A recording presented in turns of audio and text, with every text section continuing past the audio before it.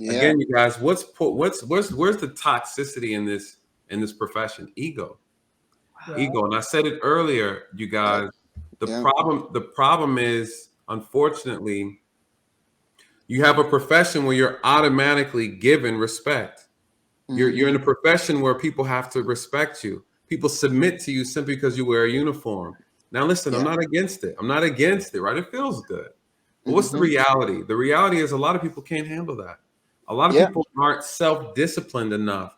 They don't get introspective and see, hey, you know what? I'm losing myself in this profession. Again, I'll tell the story when I first recognized the power of the uniform. And I started walking around. I was walking through the gas station and people were moving out of the way. People were asking me, sir, I'm going up to the counter to pay for something. Oh, officer, don't worry, it's on us. Officer, is there anything you need we can do to help? Oh, no, it's good. And then you approach a crowd of people that you need to talk to and you see the attitude change. Listen, what ends up happening is officers get in a position where they realize that they have power. They realize that you have to respect me. And I never had to do anything to earn it. We were given power and never had to earn it. And so what does that look like to a person that does not know the power that they're holding? It's easy to abuse. They don't have the cognitive ability to be able to look at a situation and say, you know what? This isn't right. This is I'm doing wrong, right? Listen, what would it look like if officers had to earn the respect of the communities they were serving? What would that look like, you guys? So why don't they make that a curriculum and part of your training? When you're training to become a police officer, understand the amount of power that you have. Don't abuse it. These are things that need to be taught in the academy. Are they taught? My question is. It depends, right? I haven't seen all the academies, but I will say every police department is different. What does OG Patrice say? She said it's called the God complex. She's absolutely right. Doctors, lawyers, judges, police officers. What is she talking about? People who have authority. You'll see nurses say the same thing about doctors. Yes. Listen, here's the problem. I give someone $1 million tomorrow. They never had $1 million before. Why did their personalities change? Right? Who taught you how to handle that power you were given? No one teaches you this. That's right. Do you guys take a psychological assessment before you get hired? Yeah, but those things are easy. You can walk through those. You can walk through those, right?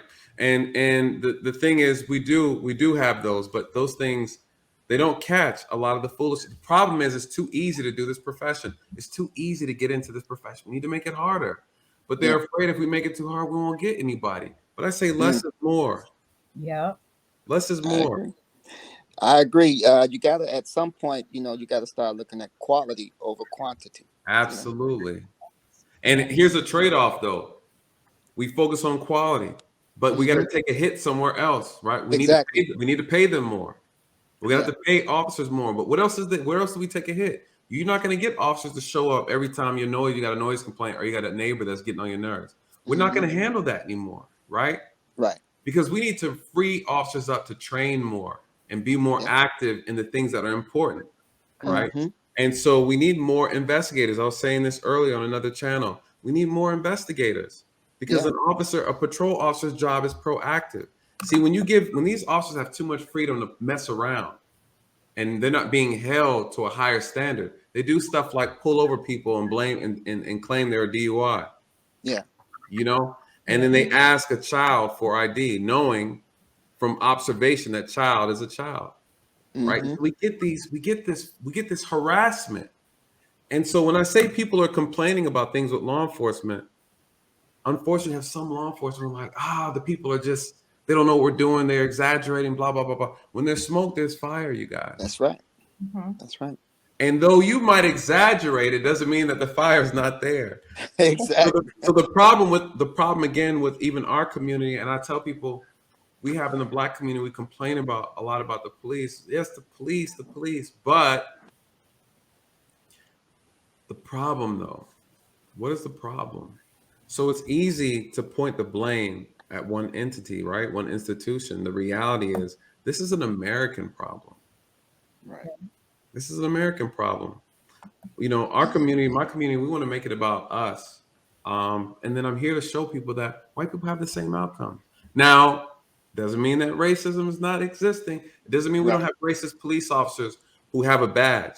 Because I worked in a department where we had gang members as police officers. Gee Right? whiz. We had police officers that were working with drug dealers and drug cartel, you guys. Right. And these officers were black. They did a major sting in the whole metro Atlanta, and they arrested over like 13 police officers who were working for an illegal gang operation. Wow. So you can't tell me corruption.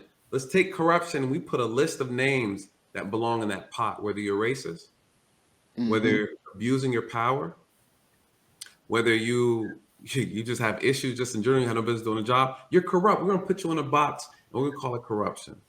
Right. So our goal is to remove corrupt officers out of the business. That's it. Like that. Listen, you guys, one of my nicknames at the job was Dark Knight. That's what they used to call me. And The Dark Phoenix. I don't play about officers doing the foolishness. I don't, you guys. I call officers out. I did it while I worked. I worked with some amazing police officers in all the departments that I worked.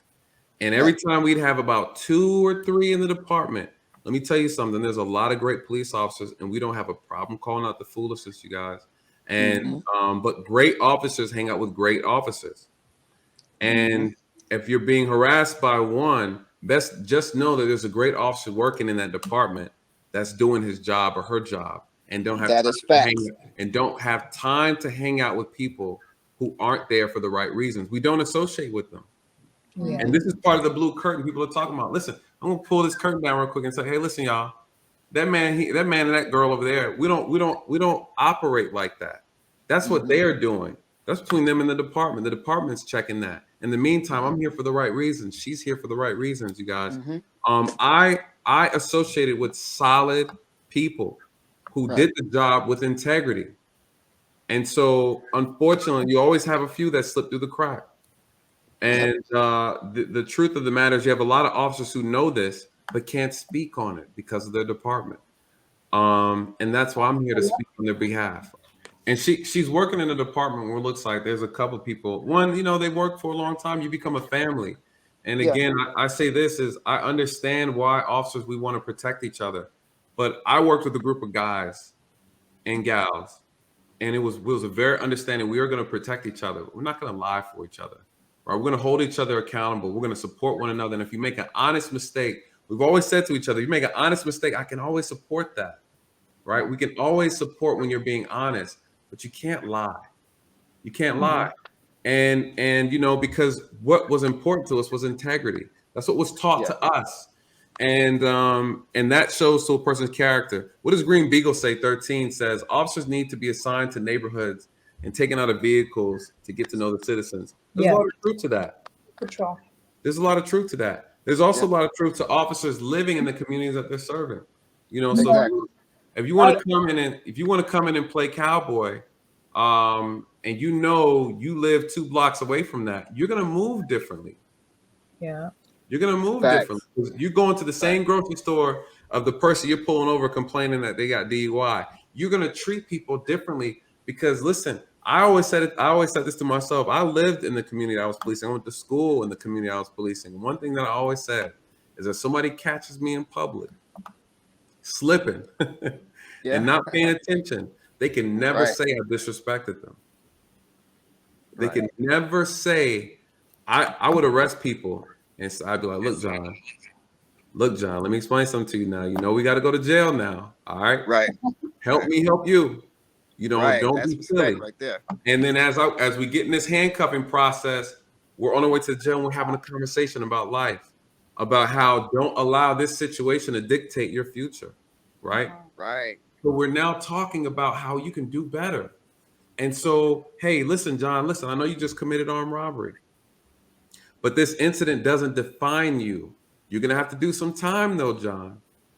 You got to do some time, but allow this to be a moment where you reflect on how you could do better. When you see me in public now, it's, you know what? That's that punk officer that arrested me. But you know what? He was cool though. Right. You know, he was respectable. And so, but what happens with some officers? Their ego, you guys. Yeah. The ego.